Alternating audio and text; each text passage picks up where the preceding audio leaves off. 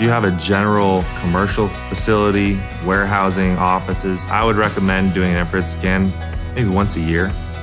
If you have a facility that has a lot of machines, a lot going on, a lot of moving parts, heavy, electrical currents, you want to get one probably every 6 months or so.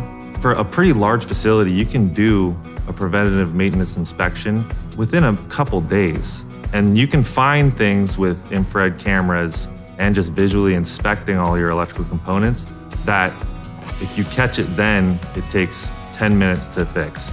If it fails, it could cost you thousands and thousands of dollars because you now have employees that can't work. You're, having to pay a contractor to come up as an emergency. So we always tell our customers, preventive maintenance inspections are a huge, huge savings in the future to just get them done, just to make sure that nothing in the future can happen.